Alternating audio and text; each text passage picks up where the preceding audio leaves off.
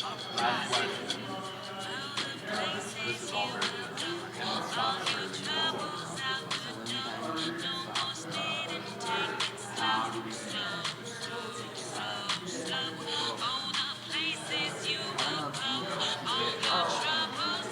know I don't know if you did. I sent it like last time because it automatically records on Vimeo and then comes up as an event that we've done, and then we just send them the link. Okay. Thank you, Knox. So I guess HDMI 2.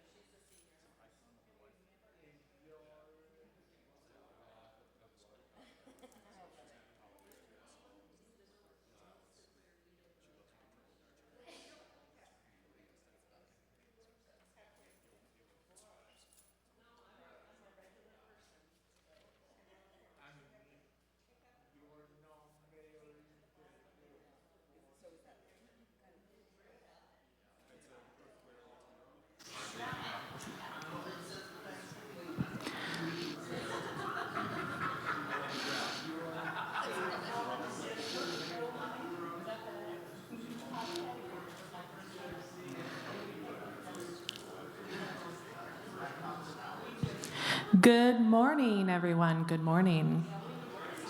They have the volume turned up on this. I'm not used to that.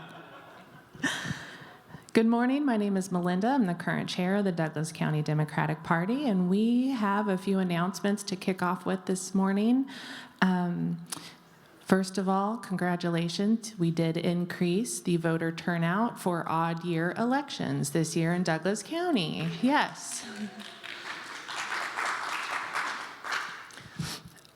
This is the first year that Douglas County Democrats have had a Mobilize account, and with that, we advertised our phone banks on there, and we had young people from Kansas and from out of state show up to our phone banks and help call people.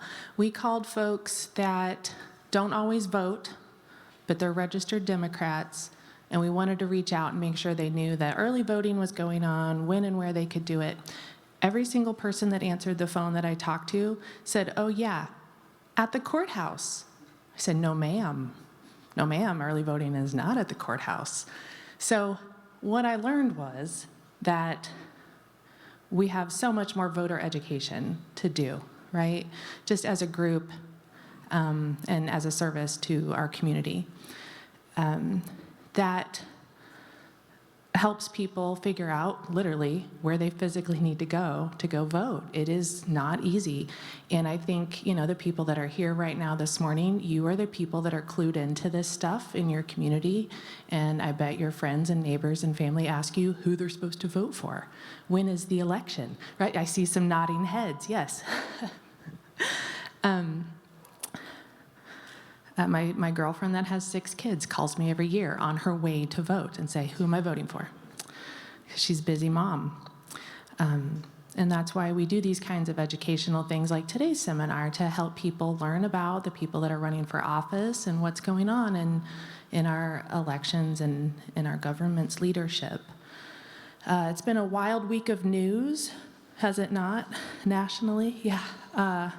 It's exhausting. Make sure you take a break from it every now and then.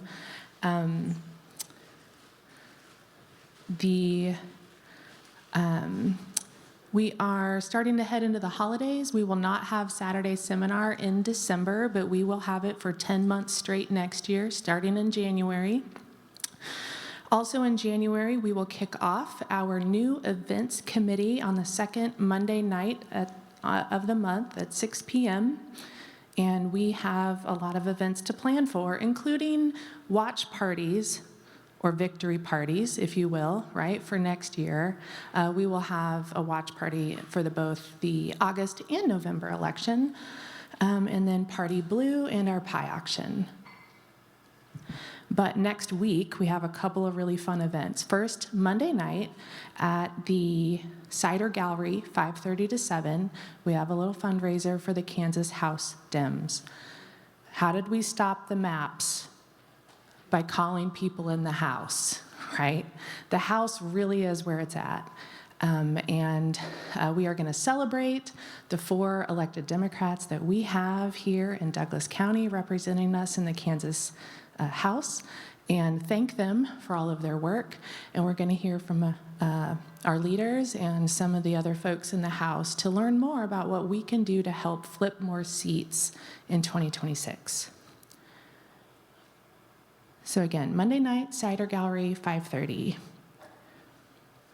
Tuesday night, our precinct chairs will meet in the office and on Zoom. Is that right? Yep. And we have also a small holiday party in December. On Tuesday, December 9th, we will have a special guest come up and speak. This will also be at the Cider Gallery, 5:30 to 7, again, Tuesday, December 9th. And our special guest will be Dr. Don Coover.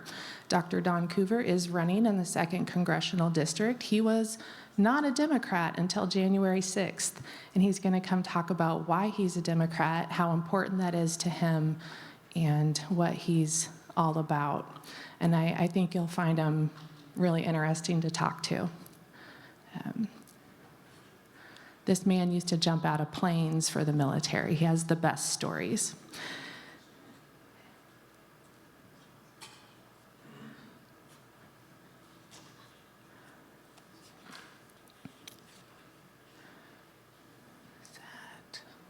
I think that's all of my notes. So today we get to hear from a very special candidate. We have someone running for Secretary of State who is not even new to politics. And I'm excited for her to tell you about some of her other leadership history. This is someone who is running for the Secretary of State position. We're excited to learn a little more about the SOS office because it actually has a whole bunch of stuff that the Secretary of State is actually responsible for. Yeah, and so please welcome Jennifer Day. Thank you. I don't know how close I need to get to this because it's set very sensitively. Hey, everybody. Thank you so much for being here. Good morning. Like Melinda said, my name is Jennifer Day. I'm running for Secretary of State, and I entered the race about a month ago. It's just been a little bit over a month. Started looking into it back in July, though, and had actually been planning on running for my House seat, where I live, but was approached and it was suggested that this might be the time that running for Secretary of State is best for me. I have long wanted to do it since 2022. It was in my plans. And with Scott Schwab stepping down to run for governor, it's an open seat. And as we all know, we've got some concerning people running on the Republican side. So it just seemed like, yeah, no, this is going to be the best time for me to do this. I have the time. I have the ability to run for this office. It's going to be an uphill climb because it is a statewide race. And as we know, it's been tough for anybody outside of the governor to win one of those races in the last several years. But she set a really good example, so I'm trying to follow her lead. So a little bit about me. Like Melinda said, I've been involved in politics here for a few years.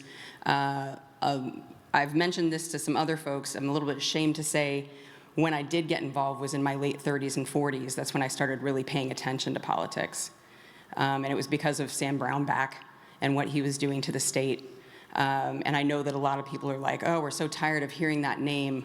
But it really, I mean, it was an important time that made a lot of us wake up and pay attention to what was happening in Kansas and how important the local was to us, right? The federal stuff can all seem so hard and out of grasp for us, but when we start realizing how these local things, statewide, our municipal races, those things are impacting us day to day.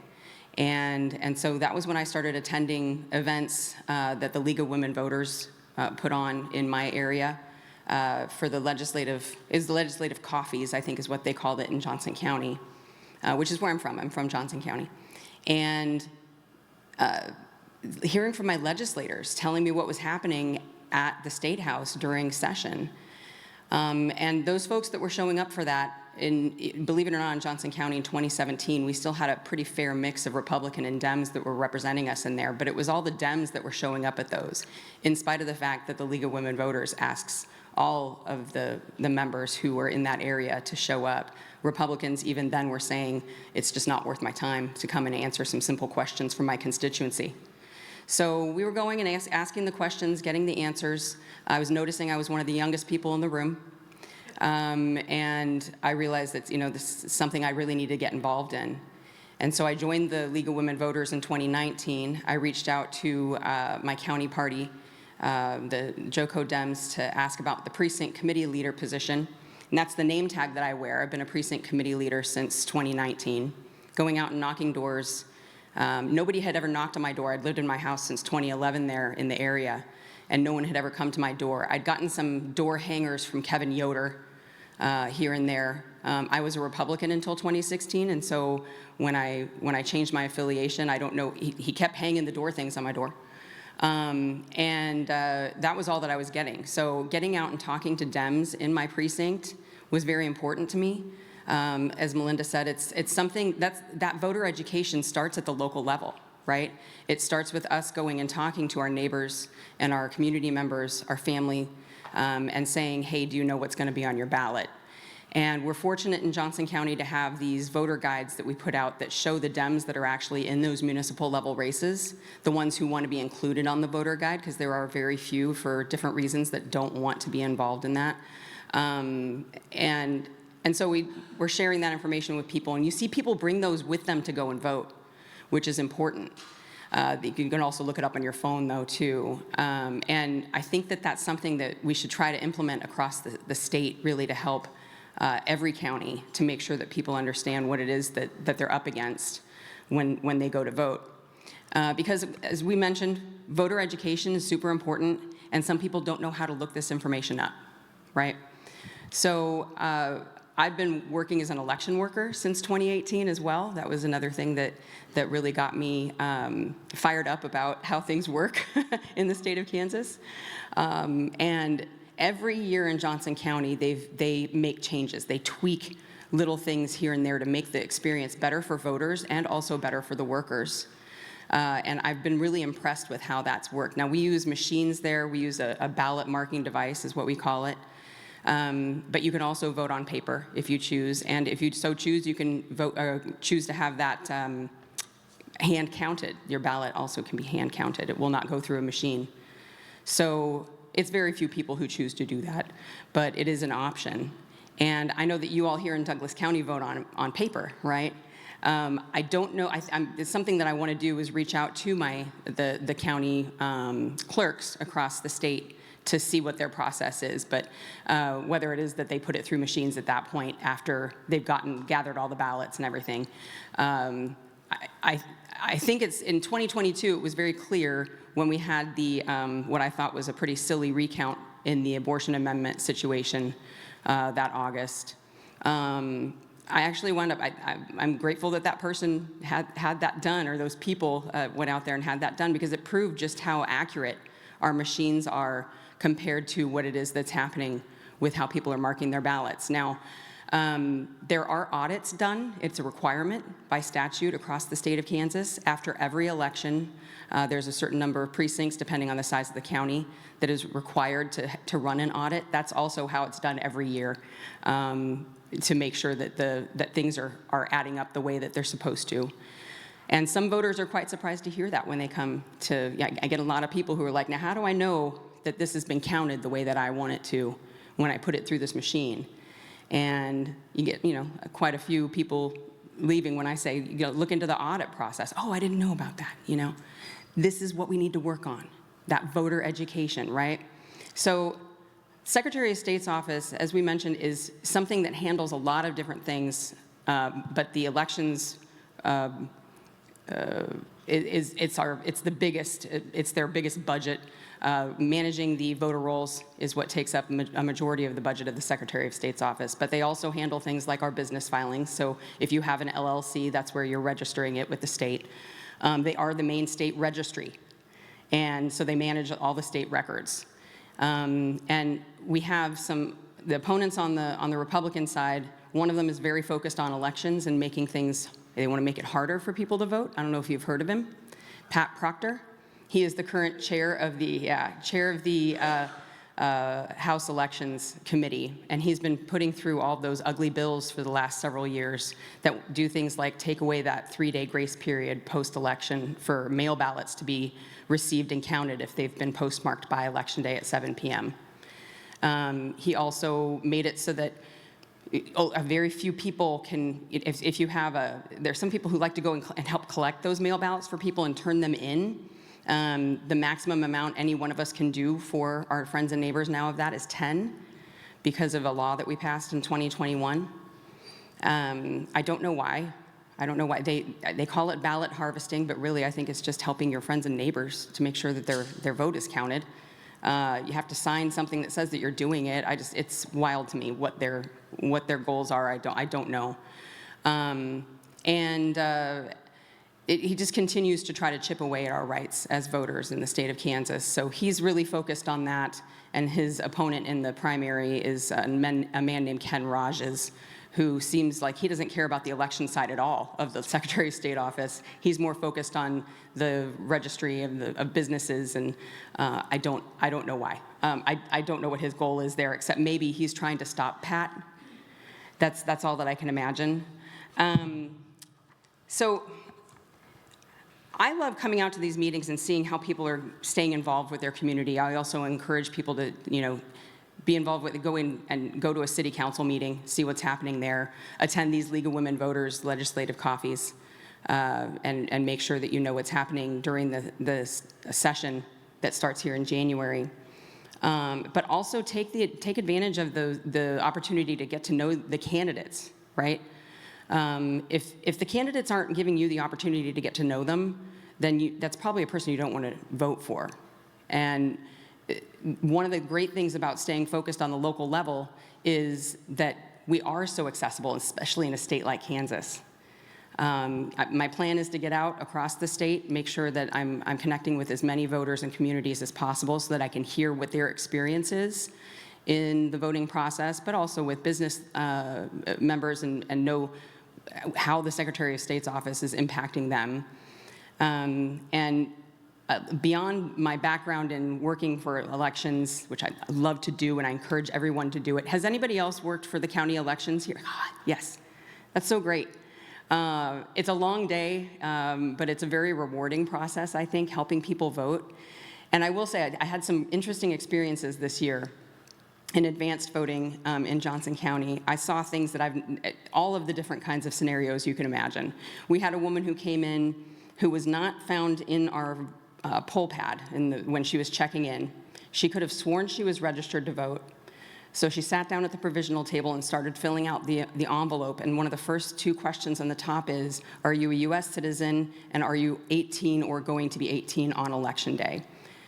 And she is not a U.S. citizen. She has a green card. And she thought she was allowed to vote. And we have a lot of those kinds of situations where people are permanent legal residents of Kansas or of the United States, and that is not a citizen. So as we know, there are some processes in place that have kind of held people back from being able to get those things done. And I really hope that woman, she's been in the United States for over 20 years. There's nothing preventing her from going and getting her getting her naturalized at this point in time, except for maybe someone in the White House. But hopefully she's able to do that this next year, and she's able to vote in 2026.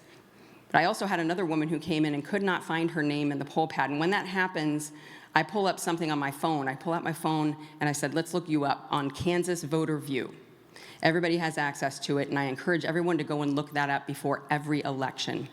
Because especially in this woman's case, now I have a very common name, Jennifer Day. There are at least 3 of us in Johnson County alone. So fortunately, none of us share the same birthday. This woman's name was Jessie. It was spelled Jesse, and her last name was something kind of, innocuous like Coleman or something.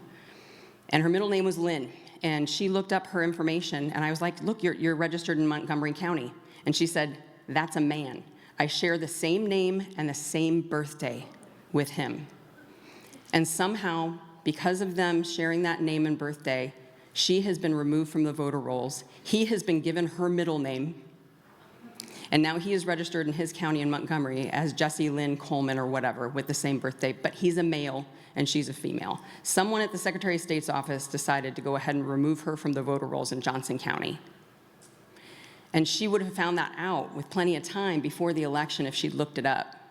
And I think that we need to find a way to encourage everybody to look their information, every single voter. I don't care how long you've been voting in Kansas, you should be looking that information up. But it's a really easy tool for everybody to have access to. It's out there. It also is where you can look up your ballot and make sure that you know who's going to be on there and what's coming up for you. I encourage people to look up vote411.org through the League of Women Voters. That's going to give you surveys that candidates have filled out. So you can look and see. And again, if someone hasn't taken the time to fill out a survey for the League of Women Voters, maybe that isn't someone that you want to vote for. It is, being a candidate can be tough. It's tough to find the time to do that, but we fill out a lot of the same surveys with the same kinds of questions, and it's easy to cut and paste, and I just don't know why anybody would choose not to do that unless they were trying to hide something. So I don't know what else I need to talk about here. Yes, ma'am. I was going to ask if anybody has any questions. The unaffiliated voter That's right. experience in primaries. Yes. So I'm wondering if you could tell us how Sure. does it work for unaffiliated? So the unaffiliated voter experience when it comes to primary voting, right? I'm a registered Democrat. I'm going to be voting. We have a closed primary system in Kansas, as we all know. But a lot of people, we actually have more Dem and unaffiliated voters registered in the state of Kansas than we do Republicans. So if we can focus on that, coming all together, that's one of the reasons why we need to get out there and talk to those unaffiliated voters about maybe changing their affiliation, but getting the word out about what kind of options they have on their ballot. And in 2022, that was the first advanced voting process that I had worked that year. It was a very busy one for obvious reasons. And what I learned then was that as an unaffiliated voter, you can register, you can go ahead and affiliate on the day of that you go to vote, whether it's during the advanced period or on election day. You can also, in an amendment situation, remain unaffiliated and vote just on those amendments, okay? So there's only going to be 1 or 2 things on their ballot in those cases. But if they do affiliate with a Democrat, then they're going to have a lot of options to vote for this year in the governor's race, in the Senate race, and probably at my level, at Secretary of State. I don't think we're going to have a primary for the AG, but they can affiliate on the day of. They do need to go and vote because we are going to have a very important amendment on a ballot here in August of 2026 that impacts whether or not we vote for our Supreme Court justices in the state of Kansas. There's no going back on that. It will be on our ballot. And we need to vote no on that because I don't know about you guys, but I don't know who those people are. And I don't trust the vote. I just don't think it's something that the average voter knows enough about who our judges are that we should be voting for them to be on our Supreme Court. There's a process that we have in place right now that we've had for many, many years in the state of Kansas that works very well for the governor to appoint and for it to go through a process within our legislature for those people to be approved and put onto the Supreme Court. And I think it should stay that way because that's how you keep the dark money out of those races. That's how you keep the millions of dollars from being spent to make a difference in things like whether or not we have reproductive rights for women in the state of Kansas, or it could impact our LGBTQ community further down the line. and our immigration, right? Our immigrants that come here to the state. So that's a big one. We also have an amendment in the general that I was reminded of recently that will impact. It's about voting. It has to do with changing our constitutions to say that only citizens are allowed to vote in the state of Kansas. That's already in place. I don't know why we need to make that change, but what they're trying to do with that is something like what's happening at the federal level. I changed my name when I got married. My maiden name was Lacko, and it is now Day. I changed all of my documents, my social security card, everything else, but it is different from what's on my birth certificate. And I'm fortunate enough to be able to have a passport and my real ID and things like that that reflect the information that they need to see how that works. But not everybody is able to do that, and to me that's disenfranchising a certain segment of the population, as we well know, people who are built like me, from being able to vote in the future, right? So that's important that we know that unaffiliated people can go ahead and register to do, and I think it's important that they do. If they don't want to be affiliated after the election, they can change it back. They can change it back to being unaffiliated. There's a certain window in time that they have to wait, but I think it's just after the any canvass is done and things are registered. Did anybody else have any other questions for me? I know I kind of was all over the place, but. You want the mic, Marcy, or are you gonna yell? Hey, Marcy. Did you know that Pat Proctor was very instrumental in putting together the constitutional amendment? Oh, yeah. Whether you're a citizen. Yeah. And some of us think it was to try to enhance his image and what he is doing. Yeah. But so we need to be very clear Yeah. that it was already in the Constitution Yeah. after World War I. Right.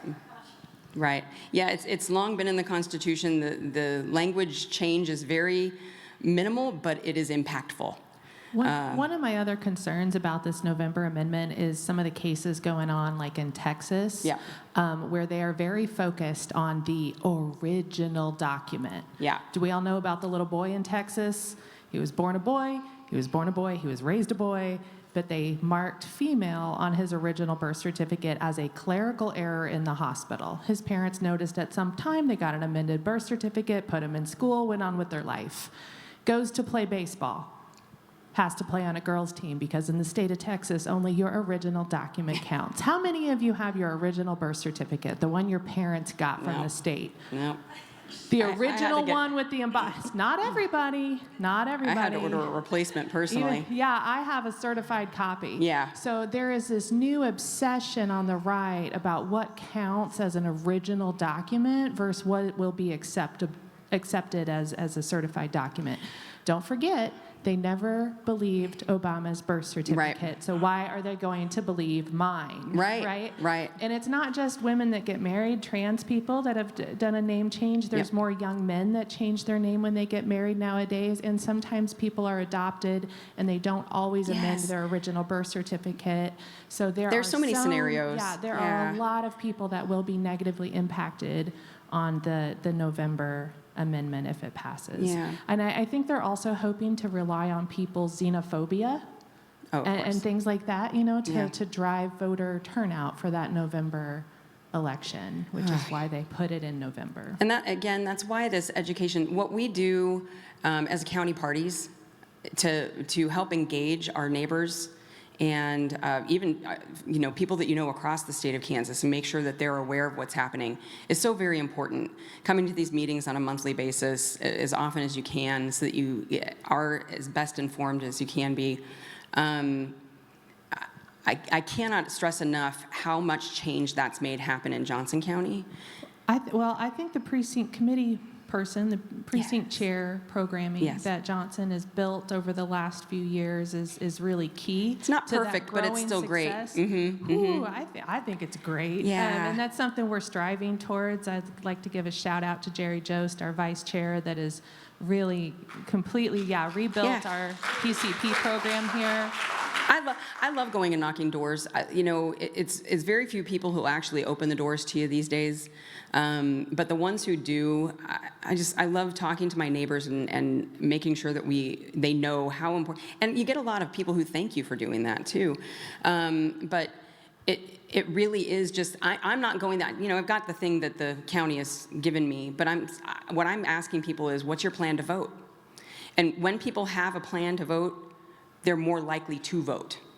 If they haven't thought about it yet, then it's more likely that, oh, I'm just going to be, oh, I meant to do it this day, but things got in the way. And if they're planning on going on election day, what if their kid gets sick? What if they get in a car accident on the way to go vote? There was one year, and it might get brought up by competitors, where I planned to vote after work. It was a municipal year, and I had to stay late at work, and I was unable to go to the polls that day. It's the only time I have not voted since I've lived in Kansas. I also missed, I Yeah. went to go deliver a baby at 6 in the morning Yep. before polls opened. I'm like, I'll be back. I was it not was. back. It was a time before advanced voting was in place. This was a long time ago, so I'm so grateful for that. I always vote advanced because I work on election day also, but yes, sir. I am aware of a friend who exists who was disabled and gone through a couple of marriages. Mm-hmm.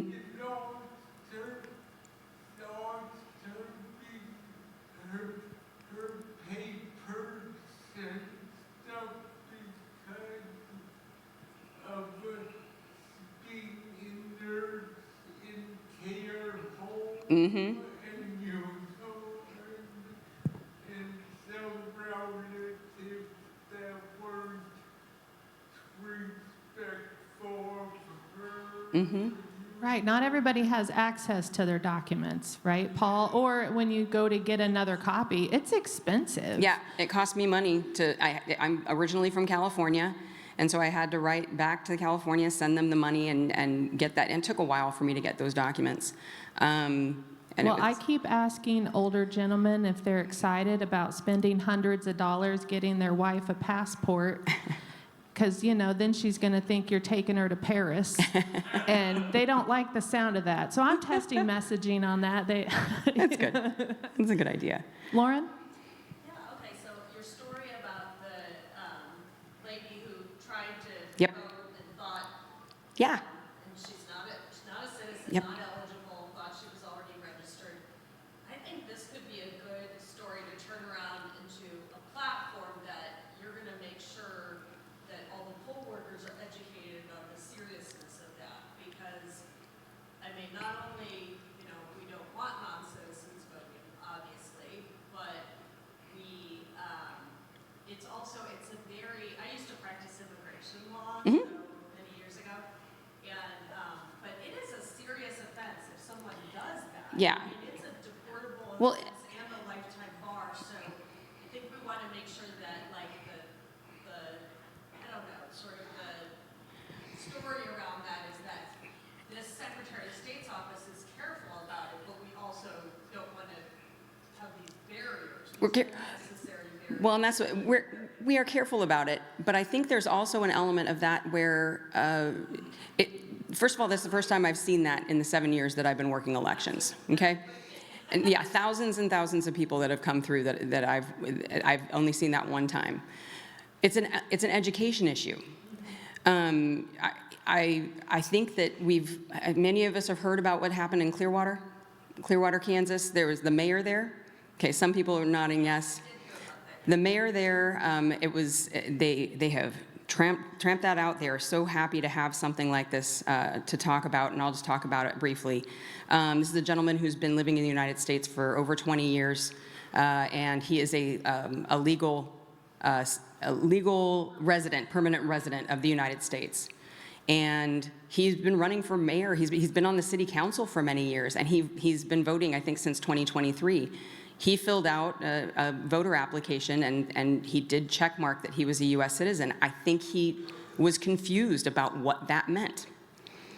And I don't know, we need to look into how we properly educate people about the difference between being a permanent legal resident and what a citizen is and how that voting works. Because there are some places in the United States, in Washington, D.C., I think there are spots in California, where you can vote as an immigrant who is not a citizen in their municipal elections, their local municipal elections. That is not the case in Kansas, unfortunately, okay? So it was a confusion. That man he's going to be going to jail probably, deported. Yeah, and he's on the hook for a lot of fines because he misunderstood what the law meant to him, and we really need to work on. I don't think that people are not nefariously voting and running for and sitting on city councils. He won his mayor race by over 80% in Clearwater, and now he's going to be deported. I'm sure that was not his end goal desire. I wonder if he had a real ID because I have family members that are permanent legal resident. Like if you got amnesty under Reagan, Yeah. you have a real ID. You are not a citizen, but you are a permanent legal resident. You don't have to keep There's applying so many for stuff. nuances to these And things. so real ID does not Yeah. equal citizen. And I think people get that star on their driver's license. Like this gentleman in Coldwater might have had a real ID, right? And Right. just think, well, I'm official. I am good to go. Yeah. And Yeah. people are misinformed. Well, and at the same time, talking about that, there was another mayor race in a different part of Kansas, somewhere in the middle. It came down to 253 to 254 votes or something like that. They had a recount. It became a tie on that recount. This was before the canvass happened, which was in Johnson County. It was on Wednesday. Their canvass in that county was on Thursday. I just looked it up yesterday. And the recount, they had a tie, and so they drew a number out of a hat to see who would the winner be, okay? And then the person who lost in that drawing said, I would like another recount. And because they had provisional votes that they were still working through because the canvass hadn't happened yet, they found a provisional vote that turned it around, and now that original person he won by one vote, by that one provisional vote. And this is why these local elections are so important, getting the voters out. I've seen a coin flip in my own election in 2020 when I was a member of the Kansas House running for re-election, which, by the way, I only won by 62 votes out of almost 14,000 votes in that district. Again, every vote counts. But I saw them flip a coin, and that's what our remedy is when there is a tie in the state of Kansas. All the way up to the governor level. They could flip a coin to choose that race, which if that doesn't terrify you, I don't know what. Yeah. So At least it's not AI, but yeah, that's could true. be worse. Could be worse. So I've already talked long enough, but any other questions? Any other questions about voting, elections? Me. Secretary of State, Jennifer. Whether I'm I qualified? will say that Jen came all the way out to Colby, and Yes. she's been at Democracy Fest, Oh, I at had those so much fun. KDP events out west, and yeah, we had a good time out there, didn't we? In Dodge. Jerry, did you have a question? Why are you running? Yeah, well, as I've talked about here, I think that voting is so important to me. I used to go with my mom when she would vote. Again, I'm from Southern California, grew up there, but I've lived in Kansas now for over 25 years, made this my home after college. And I remember going to vote with my mom. And those days, we would go to someone's house. It was in the elections were held in like garages and stuff. Those were the precinct locations. And you do that thing where you draw a curtain behind you. And I have a twin sister. We would go in and crowd into the booth with my mom. And she showed me from an early age how important this voting process was, right? So I always felt voting was super important.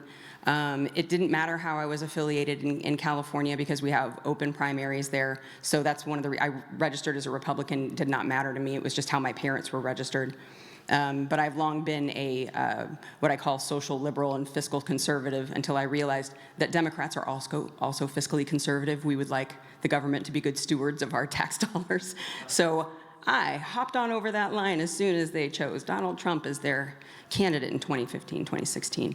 So that's my main reason for running, is to make sure that our elections are safe, simple, and accessible to everybody. I would like to extend the advanced voting period to 30 days. It's now the shortest one in America at 20 days. And that's just not enough time for us to get the information out to the voters. Mail ballots, obviously, we have a very short turnaround. Your mail ballots from here in Douglas go someplace like Kansas City or to, I think, Colorado even, to be processed by the USPS before they're then sent to your homes. We really need to allow enough time for that process to happen.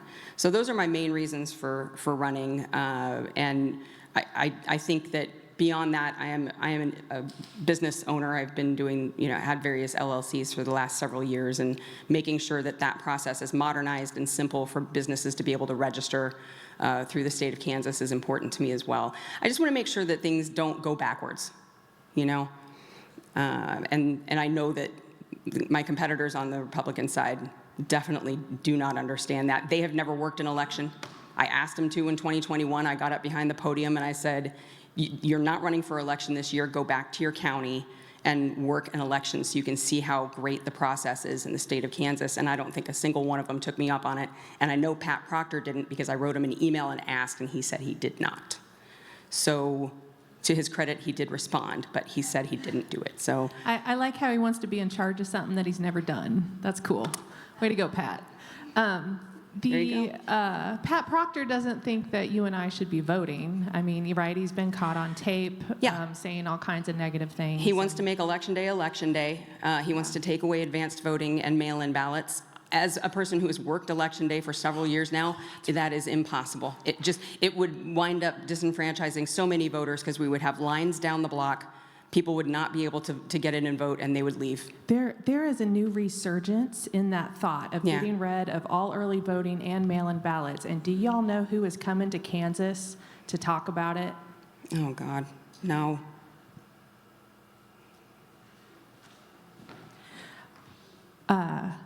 Matt Gaetz. Oh, no. You. Matt Gaetz, he's coming to Overland Park on Saturday, December 13th. It will be an action-packed event.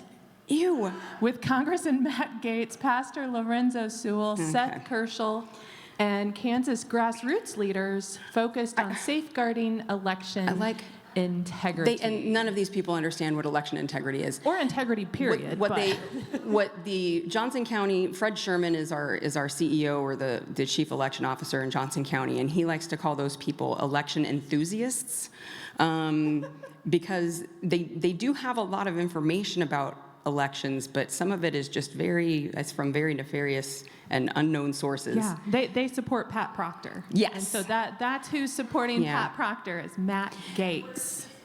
Yeah. What? Yeah, where's that? Is that in local? Overland Park. Oh, God, is it gross? Yeah, it's over there by you, Jen. No, thanks. No, thank you. Why is that guy even still trying to be relevant? There is a QR code. I do not have the address. I imagine you have to sign up. Yeah, probably have to sign up to attend. To find out. To find out what it is. But yeah, I'll give you the QR code. Yeah. Go protest it. I don't know. Yeah.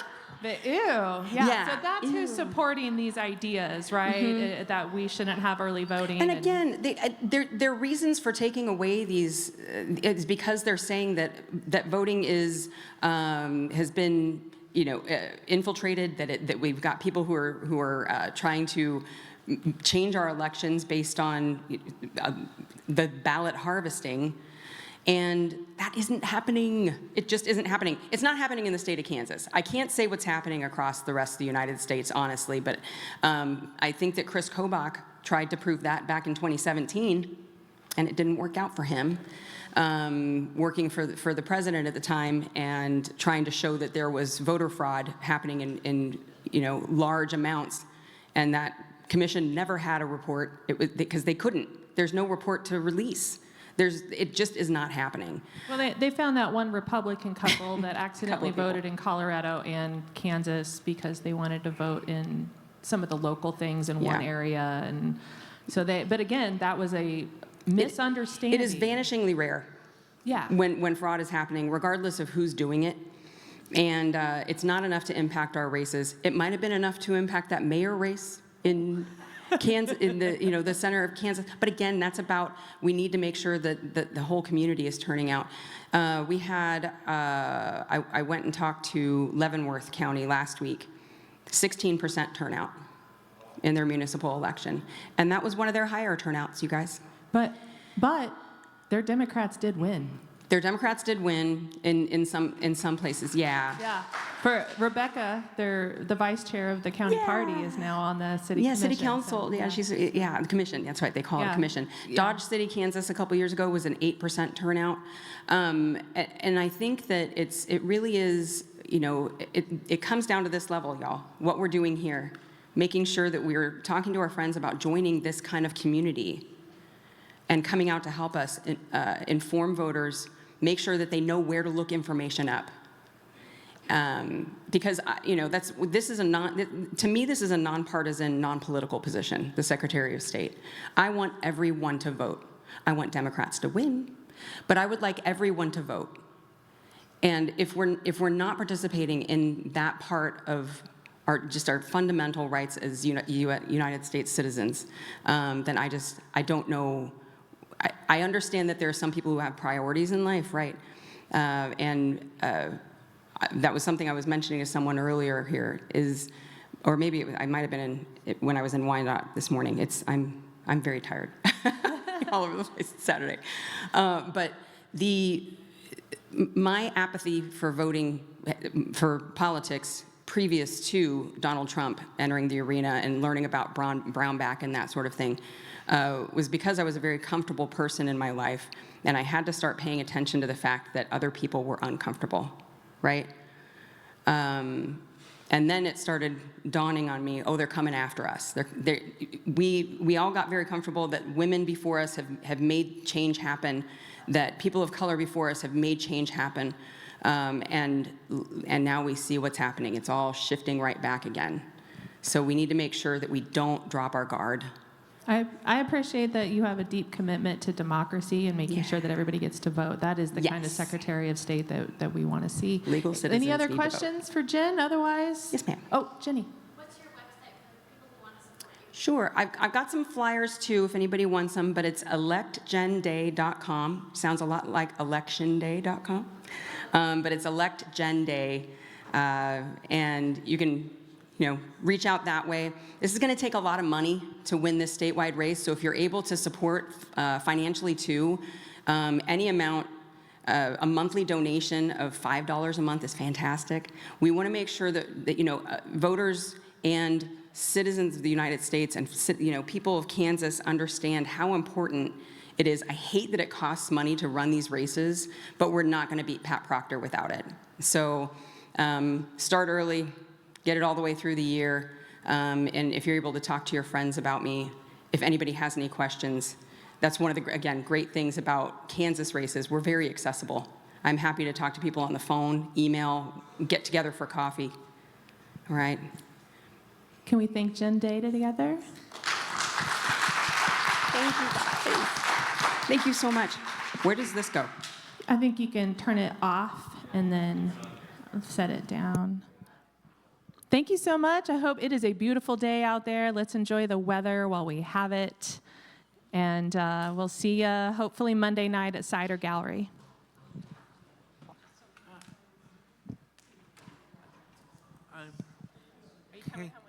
Yeah,